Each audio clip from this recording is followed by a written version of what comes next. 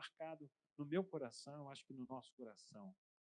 Foi a história de um menino pobre chamado Carlinhos, num programa de TV que ia na casa, essas coisas que vai na casa e tal, e aí faz acontecer o sonho de uma pessoa que escreveu uma carta e tal. Era o programa do Netinho.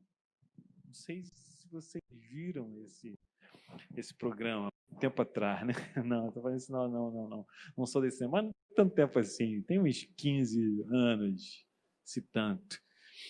Mas o Carlinhos foi um desses meninos que morava numa casa que a pessoa escreveu a carta e o Netinho foi lá para fazer o sonho, e perguntando os sonhos de todo mundo e tal. Tinha um menino sentado de 10 anos de idade, e eu era o Carlinhos, e o Netinho perguntou assim: Carlinhos, qual o seu sonho? E o Carlinhos olhou assim: meu sonho? E ele, o menino falante, disse assim: eu não tenho sonho. Aí o Netinho ficou assim: mas caramba, não tem um sonho? Ele: não tenho sonho. Mas por que você não tem sonho? Eu não tenho sonho porque minha mãe ensinou para a gente que a gente não pode sonhar. Porque a gente é muito pobre. E quando a gente que é pobre vive como a gente vive, se a gente sonha, a gente sofre mais. Porque nosso sonho nunca se realiza.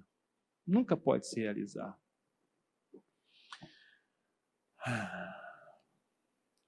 Traduzindo para nós, para a nossa realidade, eu diria que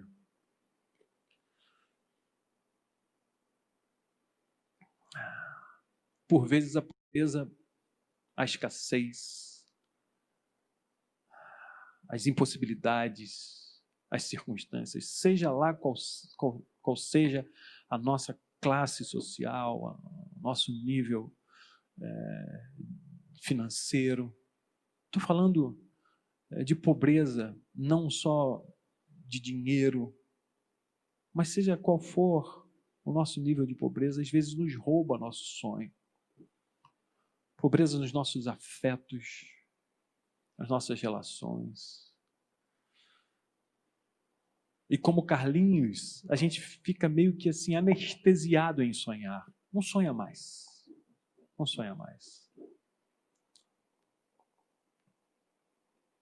Onde estão os nossos sonhos? Será que a nossa pobreza, a pobreza que nos envolve, que bate à nossa porta, a escassez no nosso mundo geopolítico, isso tem roubado a nossa capacidade de sonhar? Pois bem, tem um texto que é desse tempo de Natal, aliás, é do calendário litúrgico do ano B, que fala sobre isso. É um texto, logo depois que Jesus nasceu, Maria e José vão apresentar Jesus para ser consagrado no templo. E é de Lucas 2, de 21 a 40. Eu vou ler aqui para vocês. É uma leitura um pouco longa, mas eu vou arriscar, tá bom? Diz assim: em seu 8º dia de vida, o dia da circuncisão, portanto a gente celebrou o Natal essa semana. Esse aqui é um período pós-Natal, pós-nascimento de Jesus, não 8 dias, né? A gente celebrou na quinta-feira para sexta, a gente está aqui há 2, 3 dias, mas o texto aqui já é no 8º dia de vida de Jesus. O dia da circuncisão, que era o 8º dia, o bebê era apresentado para ser circuncidado e recebia o nome. O bebê recebeu o nome dado pelo anjo antes do nascimento: Jesus, aquele que salva, o Salvador. Quando se completaram os dias estabelecidos por Moisés para a purificação, seus pais levaram Jesus a Jerusalém para consagrá-lo a Deus, como ordenado na lei de Moisés. Outra prescrição da lei é que eles deveriam apresentar ou sacrificar 2 rolinhas ou 2 pombinhos.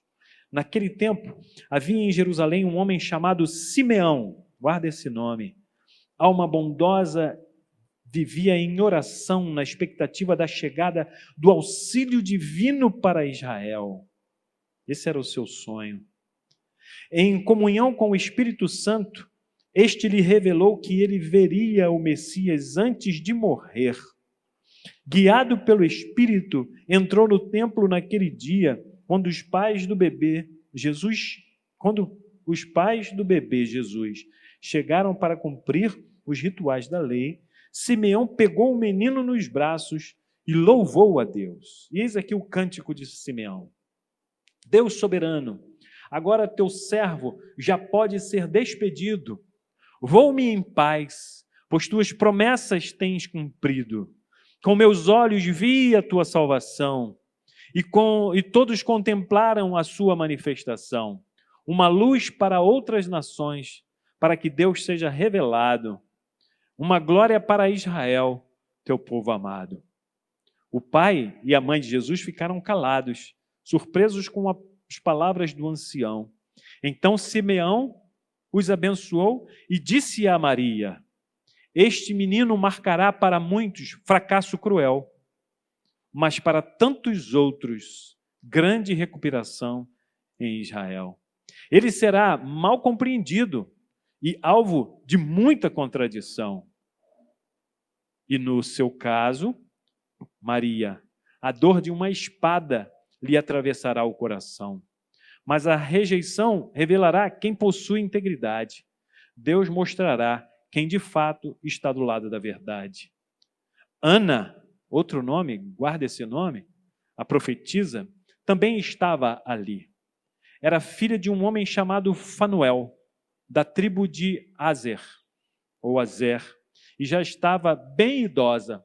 Ela estivera casada há 7 anos, ficara viúva e contava agora com 84 anos. Nunca deixava a área do templo, adorando noite e dia com jejum e oração. Na hora que Simeão estava orando, ela apareceu e rompeu num hino de louvor a Deus e entregou uma mensagem a respeito da criança, dirigida a todos os que aguardavam com expectativa a libertação de Jerusalém. O sonho de Ana e Simeão, o sonho de todo Israel, a libertação. Jerusalém como símbolo de toda a nação. Depois de fazer tudo o que era requerido na lei, o casal voltou para a Galileia, para a cidade deles, Nazaré. Ali, o menino cresceu com saúde e sabedoria. A graça de Deus repousava sobre ele. Queridos, esse texto de Lucas é um texto de sonho, sim. Aqui, quando Maria e José vão levar Jesus para ser apresentado no templo e consagrado, eles estão cumprindo uma lei que dizia isso, que ao 8º dia a criança, o menino, né, macho da espécie, era apresentado para ser circuncidado. E ali, na circuncisão, ele era assim como que consagrado, e agora, efetivamente, ele fazia parte da nação escolhida, do povo escolhido, ele era um judeu. E recebia o seu nome. Jesus recebeu o nome do anjo Gabriel. Lembram lá? Maria, você é favorecida e tal, e você dará à luz um filho, e o seu nome será Jesus, porque ele salvará o mundo dos pecados dele. Deram o nome de Jesus, assim como já tinha sido feito pelo anjo, e quando vão lá apresentar o seu sacrifício, estava lá Simeão, pedi para vocês guardarem o nome, esse nome é muito sugestivo. Simeão quer dizer aquele que escuta. E pedi para guardarem o nome de Ana também, porque Ana é graça. E esses 2 nomes, eles são escolhidos aqui por Lucas como personagens. Não se sabe quem era Simeão, não se sabe quem era Ana, não se tem história muito certa deles, mas eles aparecem nessa história, e muito sugestivamente com nomes que vão não apenas simbolizar, né, ali a fala de Lucas, mas eles vão representar sim toda uma expectativa messiânica. Simeão é aquele que escuta e Ana é a graça. Aqui está, os que estão ouvindo da graça. é para que vocês ouçam a graça de Deus que se revela em quem? Nesse menino que nasce. Jesus é a revelação máxima da graça de Deus. Ouçam. E não é pouca coisa. Para o judeu, essa palavra ouvir, ela tem um significado grandioso, talvez o maior significado, ou a maior palavra com maior significado na tradição de oração de Israel. É a primeira oração do judeu, que é o Shema. Shema é ouve. Ouve, ó Israel, está lá em Deuteronômio. O Senhor teu Deus, eu sou o Senhor teu Deus, te tirei da terra da escravidão, da terra do Egito, e por aí vai. O Shema, ele como a primeira oração do judeu, todo o judeu que se preze, o bom judeu, ele está pronto para ouvir. E Simeão é esse que representa toda essa expectativa de ouvir. É pelo ouvir que a gente conhece as coisas. Paulo já dizia, pelo ouvir que nós conhecemos a palavra. E a palavra é Jesus Cristo. É pelo ouvir que nos vem a fé. E o que estão ouvindo Simeão e Ana? Estão ouvindo a graça, que é o menino ali, Jesus. Estão ouvindo os sonhos se realizando. Estão vendo o sonho se apresentar fisicamente diante deles. Havia uma esperança, havia um sonho de todo Israel, que viria um Messias, o grande libertador, aquele que traria para o povo uma nova vida, um renovo. E eu vou dizer para vocês aqui, todas as profecias, todas as promessas que eram profecias que se cumpriram em Jesus. É um pouco longo, mas eu vou arriscar. Primeiro, Jesus é o filho da mulher que pisou a cabeça da serpente. Mais à frente, a serpente poderiam ser aqui os povos que, de alguma maneira, impuseram domínio sobre os judeus. Primeiro os assírios, os babilônios, os persas, os gregos que dominaram o mundo, e aqui no tempo de Jesus, os romanos que impunham uma escravidão pesada sobre os judeus. Jesus seria esse que esmagaria a cabeça dos opressores. Depois, mais à frente, isso foi entendido como esmagaria a cabeça de Satanás, aquele que nos domina e nos mantém escravos do pecado. Seja qual for as figuras, em Jesus se cumpre essa profecia. Está em Gênesis 3. Lá em Gênesis ainda, Jesus é o descendente de Abraão, em quem todas as famílias da terra serão benditas. Em Gênesis, Jesus é o leão de Judá, a quem todos os povos da terra obedecerão. Jesus é a estrela de Jacó, que destruirá os inimigos do povo de Deus. Está em Números 24. Em Deuteronômio 16, diz assim, Jesus é o profeta semelhante a Moisés, a quem o povo de Deus deve ouvir. Diz assim, o Senhor seu Deus fará com que, no meio de vocês, no meio dos seus irmãos, se levante um profeta semelhante a mim. A ele vocês devem ouvir. Jesus é o filho de Davi, que reinará para sempre no trono de Israel e edificará templo perfeito para o Senhor, segundo Samuel 7. Jesus é o Redentor que se levantará sobre a terra. Jó 19, porque eu sei que o meu Redentor vive e por fim se levantará sobre a terra. Jesus é o ungido, o Filho de Deus, para quem o Pai dará as nações como herança, e aquele que governará as nações com cetro de ferro, ou seja, com força dominará sobre os povos. Esse era o sonho da expectativa de todo judeu, a esperança messiânica. Jesus é aquele a quem Deus não deixará na morte, nem permitirá que ele sofra decomposição, já apontando para a morte e ressurreição de Jesus. Está lá em Salmos 16, pois não deixará a minha alma na morte, nem permitirás que o teu servo veja a corrupção.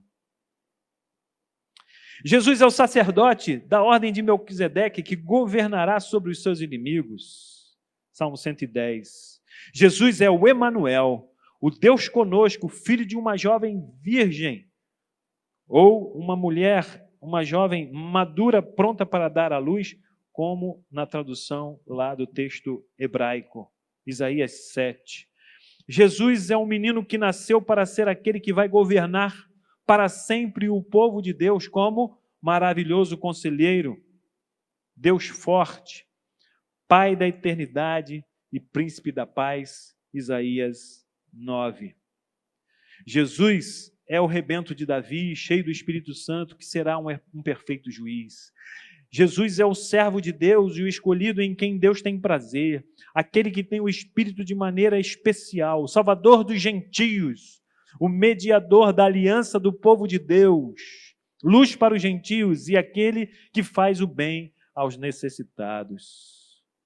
Jesus é o servo sofredor que tomou sobre si nossos pecados e enfermidades e sofreu em nosso lugar. Lembra onde está isso? Isaías 53, chamado de proto-evangelho.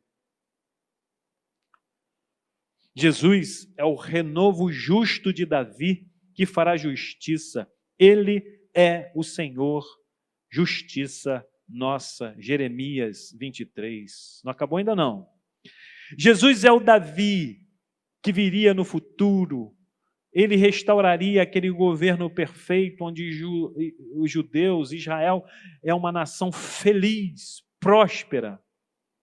Jesus é o pastor que Deus levantará sobre o povo de Deus, Ezequiel 34. Jesus é a pedra cortada sem o auxílio das mãos humanas, que estabelecerá um reino que dominará sobre toda a terra, Daniel 2.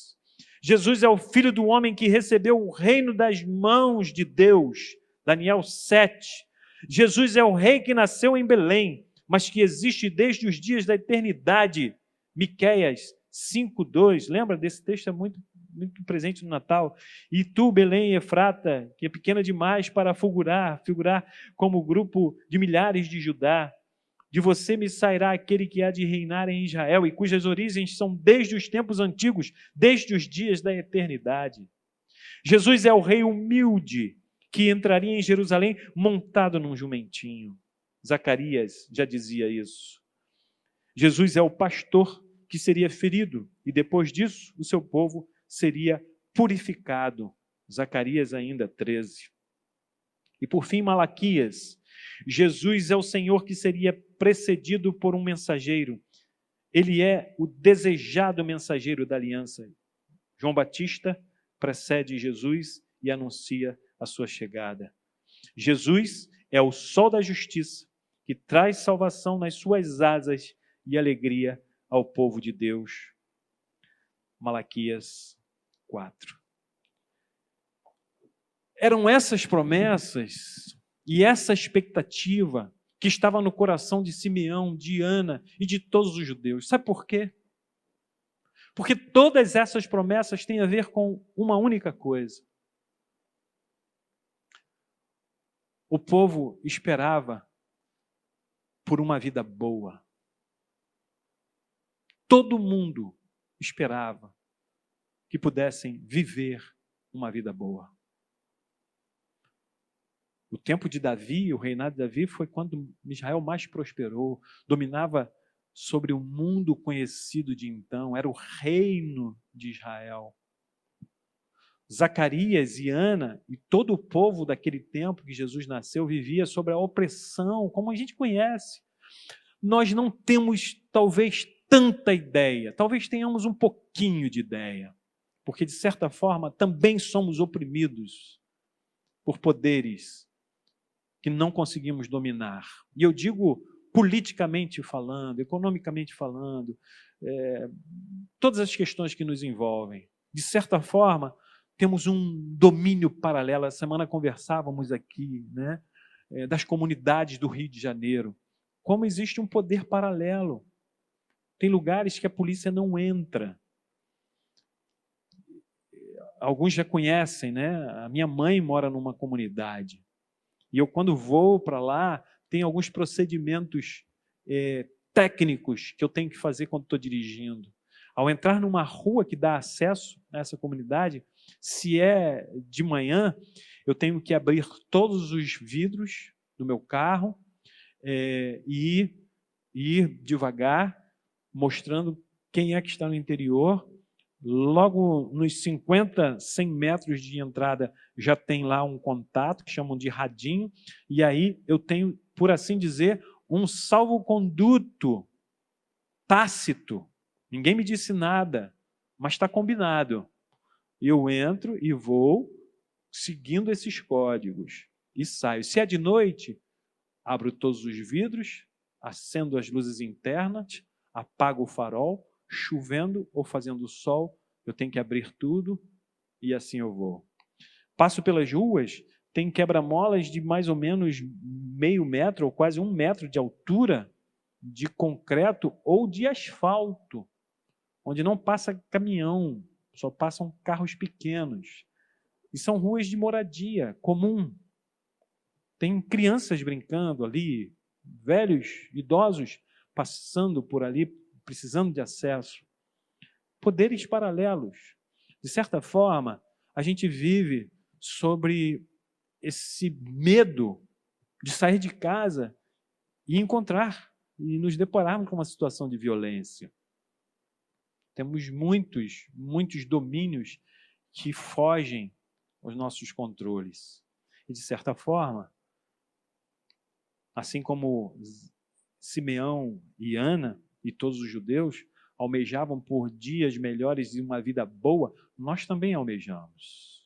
Nós também esperamos isso. E eu fiquei perguntando aqui e tentando entrar na cabeça de Simeão e Ana para descobrir qual o sentido de toda essa expectativa, de todo esse sonho, o que eles esperavam. E eu fiquei surpreso quando eu vi, ou percebi, ou pelo menos refleti sobre isso, que as suas expectativas eram as mesmas nossas. A começar por essa vida boa, viver bem. E o que é viver bem naquele tempo? A mesma coisa que a gente aqui. Eles esperavam por dias em que pudessem ter uma saúde melhor, com bens que pudessem dar uma alimentação boa. Por isso, uma economia que trouxesse tranquilidade e saúde, saúde física, saúde emocional, segurança nas ruas. Naquele tempo era conhecida a Pax Romana, que era uma paz de fachada, porque era uma paz imposta por armas. Os romanos impuseram isso, deram uma paz, mas não era tanto assim. Não se tinha liberdade, o sonho de liberdade por uma vida plena, em que se possa sonhar e correr atrás dos seus sonhos, livres das amarras, ter filhos que sonhem, netos que sonhem, uma posteridade inteira que sonhe. Esses eram os sonhos de Simeão e de Ana. E eu creio que esses são os nossos sonhos também. Esse texto, ele nos apresenta não somente as dificuldades, o peso que carregava Simeão e Ana parece se desfazer com o anúncio, não apenas o anúncio, mas agora com a chegada do Filho de Deus. Isso foi significativo para eles naquela época, porque eles não pararam de sonhar. Essa expectativa estava viva no coração desses homens e mulheres. Simeão sonhava isso com tanta força que ele pediu a Deus para não morrer enquanto os seus olhos não vissem. Aliás, o Espírito revelou que ele não iria morrer antes de ver esses seus sonhos, essa sua expectativa realizada. E aí eu trago para mim, eu tenho sonhado com força, a minha expectativa é tão forte Onde estão meus sonhos? Com que força eu tenho sonhado? Será que as distrações, será que aquilo que não é essencial tem roubado a minha atenção e tirado de mim a capacidade de sonhar? Jesus vem e nasce e se apresenta na vida de Simeão, de Ana e de todo um povo para trazer novamente a capacidade deles de continuarem sonhando. As promessas estão cumpridas. Chegou o Messias. Está certo que não vão compreender que libertação é essa, mas muito maior do que qualquer outra libertação, que poderia ser apenas uma libertação superficial, uma libertação nacional, um poder para dominar uma nação.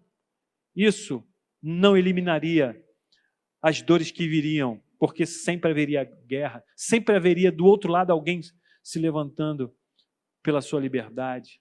Jesus quer libertar definitivamente, não uma nação, mas uma pessoa, eu e você. Jesus quer fazer com que a gente continue sonhando, não os sonhos que vão oprimir alguém, mas os sonhos que vão nos libertar. Jesus quer nos fazer viver nossos sonhos para que a gente possa ser os sonhos que a gente sonha. Você já ouviu isso, né? Seja para a sua cidade a solução que você busca. Seja você mesmo o sonho que você sonha. E aí eu queria dizer uma coisa. Talvez como o Carlinhos, eu e você, fiquemos assim, mas será que eu posso sonhar? Será que eu posso continuar sonhando mesmo? E aí vai um apelo e uma oração. Aqui eu apelo para a fé. Não é à toa que Jesus nasce com o nome que tem. Jesus, aquele que salva. E não à toa ganha o nome que gostamos de dizer e cantar. Ele é o Emanuel. Aquele que traz para nós a certeza de que Deus está presente na nossa vida. E se Deus está presente na nossa vida, Ele nos salva. E se Deus está presente na nossa vida e nos salva para que a gente possa continuar sonhando, possa continuar almejando, possa continuar com a esperança viva no nosso coração, não de esperar sentados, mas de esperançar, como já falamos aqui anteriormente, e nos ajuda a conjugar isso o Cortella. Esperançar, almejar, é uma expectativa ativa de ir para fazer aquilo que se espera. Sonhar e construir o nosso sonho. Podemos sonhar? Sim. Por quê? Porque Jesus nasceu, porque Ele está presente, porque Deus está conosco, porque Ele é o nosso Salvador, porque Ele é o nosso libertador. Eu queria que a esperança do Natal, ela não ficasse só na noite, na semana, na comida que comemos com a nossa família, nas festas que fizemos, que foram maravilhosas. Mas eu queria que você e eu pudéssemos fazer ecoar dentro do nosso coração essa viva e doce esperança de que podemos sim almejar como no passado almejaram e esperaram aqueles que esperavam pelo Messias. Que como Simeão e Ana, aquele que ouve a graça, possamos estar ouvindo a graça de Deus que é presente em nós.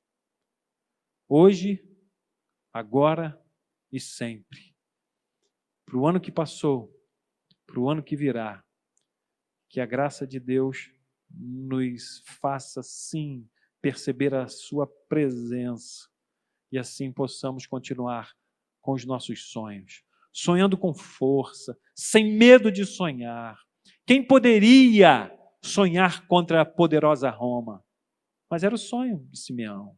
Quem poderia sonhar contra a escravidão de um império que tem milícias e grandes exércitos? Mas esse era o sonho de Simeão e Ana.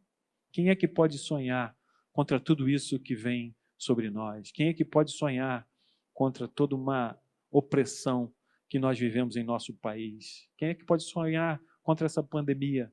Nós podemos sonhar, nós podemos continuar sonhando, nós podemos continuar cultivando esse ouvido atento para essa graça que já é presente na nossa vida.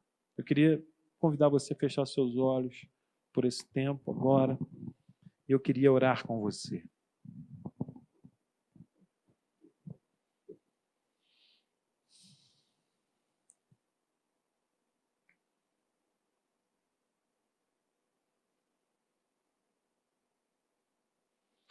Eu quero convidar você a cantar aí no seu coração um refrão de uma canção que lembrei aqui agora do Nani Azevedo. Eu não morrerei enquanto o Senhor não cumprir em mim todos os sonhos que Ele mesmo sonhou para mim. Eu não morrerei enquanto o Senhor não cumprir em mim todos os sonhos que Ele mesmo sonhou para mim. Se apodere dessa palavra. Nas palavras de Simeão, reveladas pelo Espírito Santo, você não vai morrer até ver cumprido em você o sonho de Deus. Continue sonhando, meu irmão, minha irmã. Coloque os seus sonhos diante de Deus. Sejam lá os sonhos que você sonhar.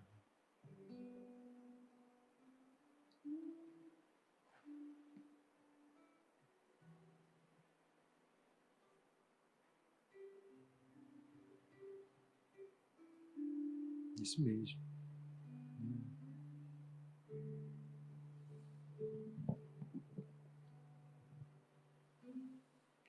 Sim, Deus é fiel para cumprir toda palavra dita a mim. Deus é fiel, Deus é fiel.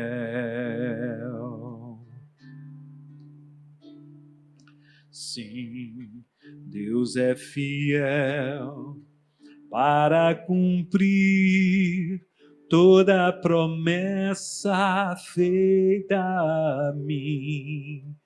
Deus é fiel, Deus é fiel.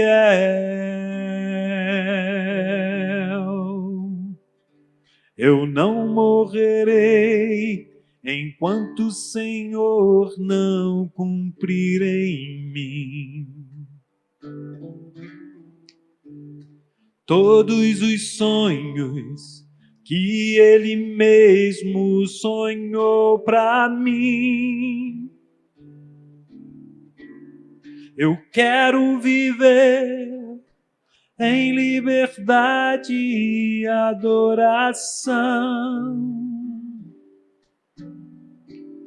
pois é só dele, somente dele o meu coração.